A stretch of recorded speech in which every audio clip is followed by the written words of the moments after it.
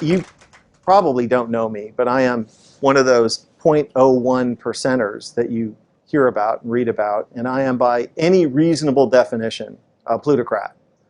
And tonight, what I would like to do is speak directly to other plutocrats, to my people, because it feels like it's time for us all to have a chat.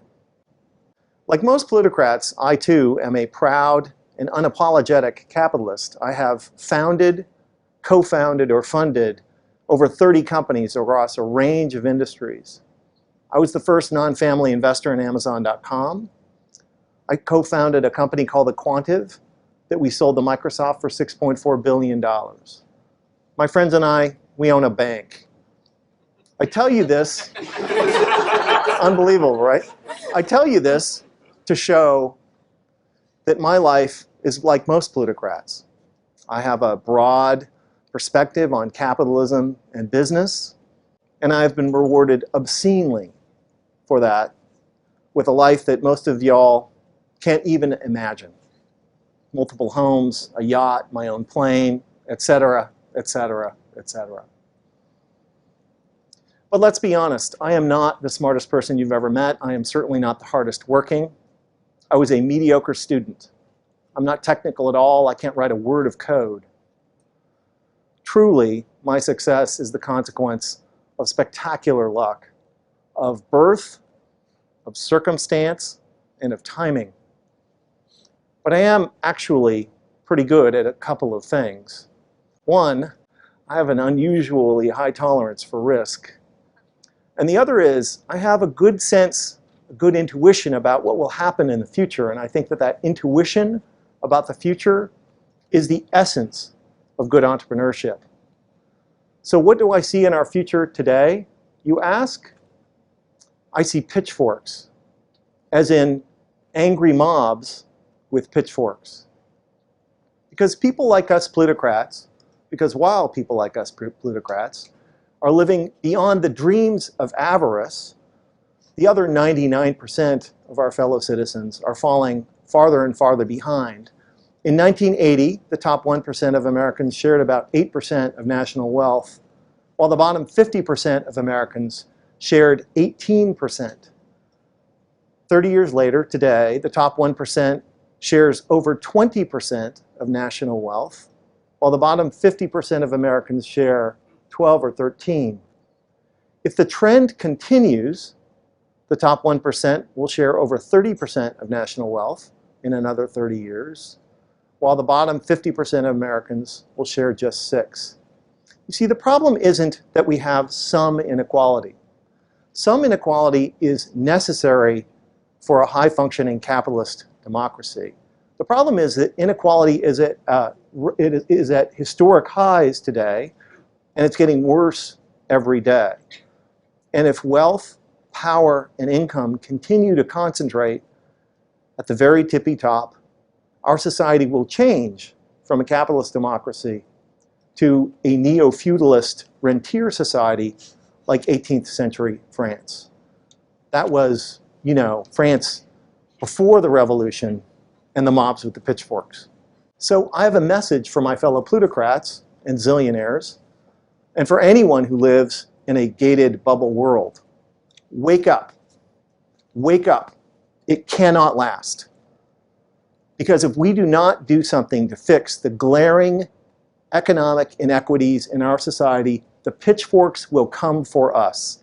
For no free and open society can long sustain this kind of rising economic inequality. It has never happened. There are no examples.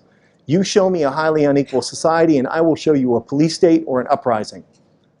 The pitchforks will come for us if we do not address this. It's not a matter of if, it's when. And it will be terrible when they come for everyone, but particularly for people like us plutocrats. I know I must sound like some liberal do-gooder. I'm not. I'm not making a moral argument that economic inequality is wrong. What I'm arguing is that rising economic inequality is stupid and ultimately self-defeating.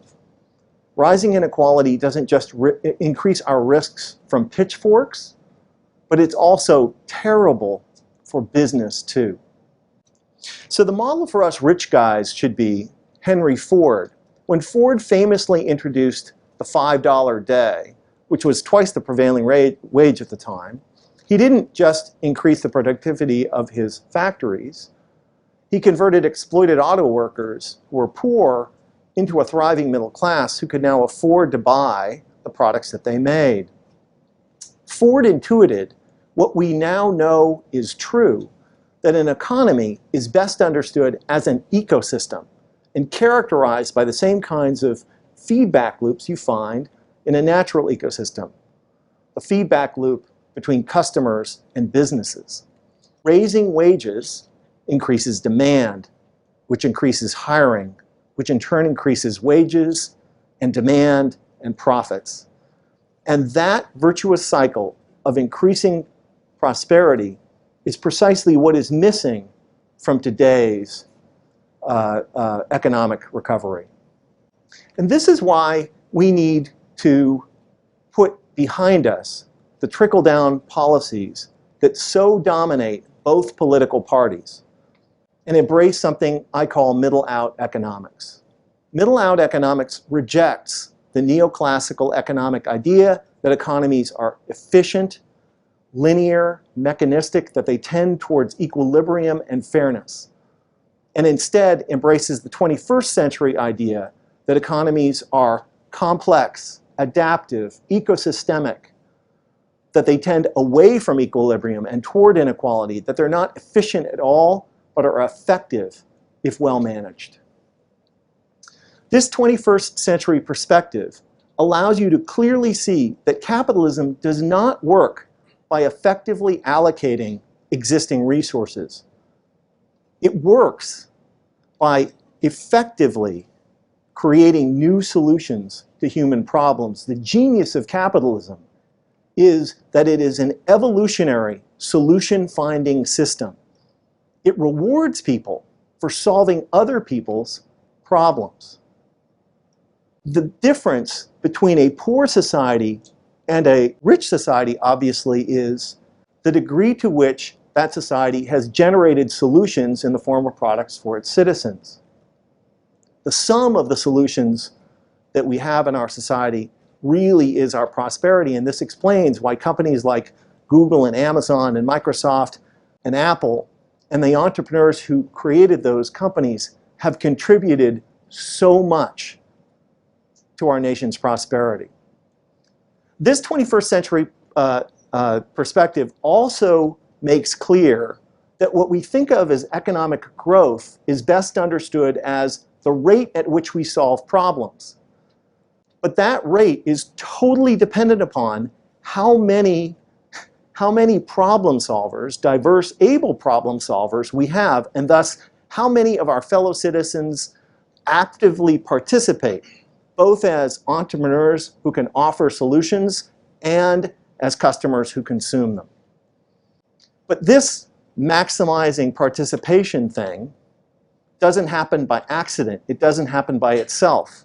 It requires effort and investment, which is why all highly prosperous capitalist democracies are characterized by massive investments in the middle class and the infrastructure that they depend on.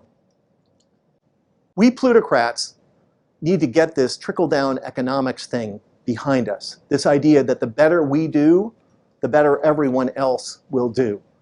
It's not true. How could it be? I earn 1,000 times the median wage, but I do not buy 1,000 times as much stuff, do I? I actually bought 2 pairs of these pants, what my partner Mike calls my manager pants. I could have bought 2,000 pairs, but what would I do with them? How many haircuts can I get? How often can I go out to dinner? No matter how wealthy a few plutocrats get, we can never drive a great national economy. Only a thriving middle class can do that. There's nothing to be done, my plutocrat friends might say. Henry Ford was in a different time. Maybe we can't do some things. Maybe we can do some things. On June 19th, 2013, Bloomberg published an article I wrote called "The Capitalist Case for a $15 Minimum Wage." The good people at Forbes magazine, among my biggest admirers, called it NickHanauer's near insane proposal. And yet, just 350 days after that article was published, Seattle's Mayor Ed Murray signed into law an ordinance raising the minimum wage in Seattle to $15 an hour, more than double what the prevailing federal $7.25 rate is. How did this happen? Reasonable people might ask. It happened because a group of us reminded the middle class that they are the source of growth and prosperity in capitalist economies. We reminded them that when workers have more money, businesses have more customers and need more employees. We reminded them that when businesses pay workers a living wage, taxpayers are relieved of the burden of funding the poverty programs like food stamps and medical assistance and rent assistance that those workers need. We reminded them that low-wage workers make terrible taxpayers, and that when you raise the minimum wage for all businesses benefit, yet all can compete. Now, the orthodox reaction, of course, is raising the minimum wage costs jobs, right? Your politicians always echoing that trickle-down idea by saying things like, well, if you raise the price of employment, guess what happens? You get less of it. Are you sure? Because there's some contravening evidence. Since 1980, the wages of CEOs in our country have gone from about 30 times the median wage to 500 times. That's raising the price of employment. And yet, to my knowledge, I have never seen a company outsource its CEO's job, automate their job, export the job to China. In fact, we appear to be employing more CEOs and senior managers than ever before. So too for technology workers and financial services workers who earn multiples of the median wage, and yet we employ more and more of them. So clearly, you can raise the price of employment and get more of it. I know that most people think that the $15 minimum wage is this insane, risky economic experiment. We disagree. We believe that the $15 minimum wage in Seattle is actually the continuation of a logical economic policy that is allowing our city to kick your city's ass. Because you see, Washington State already has the highest minimum wage of any state in the nation. We pay all workers $9.32, which is almost 30% more than the federal minimum of $7.25, but crucially, 427% more than the federal tipped minimum of $2.13. If trickle-down thinkers were right, then Washington State should have massive unemployment. Seattle should be sliding into the ocean. And yet, Seattle is the fastest growing big city in the country. Washington State is generating small business jobs at a higher rate than any other major state in the nation. The restaurant business in Seattle, booming. Why? Because the fundamental law of capitalism is when workers have more money, businesses have more customers and need more workers. When restaurants pay restaurant workers enough so that even they can afford to eat in restaurants, that's not bad for the restaurant business. That's good for it, despite what some restaurateurs may tell you. Is it more complicated than I'm making out? Of course it is. There are a lot of dynamics at play. But can we please stop insisting that if low-wage workers earn a little bit more, unemployment will skyrocket and the economy will collapse? There is no evidence for it. The most insidious thing about trickle-down economics is not the claim that if the rich get richer, everyone is better off. It is the claim made by those who oppose any increase in the minimum wage that if the poor get richer, that will be bad for the economy. This is nonsense. So can we please dispense with this rhetoric that says that rich guys like me and my plutocrats friends made our country. We plutocrats know, even if we don't like to admit it in public, that if we had been born somewhere else, not here in the United States, we might very well be just some dude standing barefoot by the side of a dirt road selling fruit. It's not that they don't have good entrepreneurs in other places, even very, very poor places. It's just that that's all that those entrepreneurs, customers can afford. So here's an idea for a new kind of economics, a new kind of politics that I call new capitalism. Let's acknowledge that capitalism beats the alternatives, but also that the more people we include, both as entrepreneurs and as customers, the better it works. Let's by all means shrink the size of government, but not by slashing the poverty programs, but by ensuring that workers are paid enough so that they actually don't need those programs. Let's invest enough in the middle class to make our economy fairer and more inclusive, and by fairer, more truly competitive. And by more truly competitive, more able to generate the solutions to human problems that are the true drivers of growth and prosperity. Capitalism is the greatest social technology ever invented for creating prosperity in human societies if it is well managed.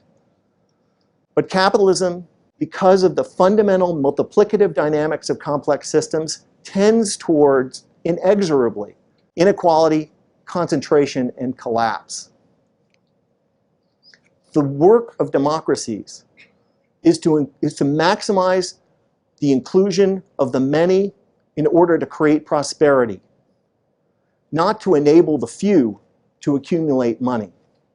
Government does create prosperity and growth by creating the conditions that allow both entrepreneurs and their customers to thrive.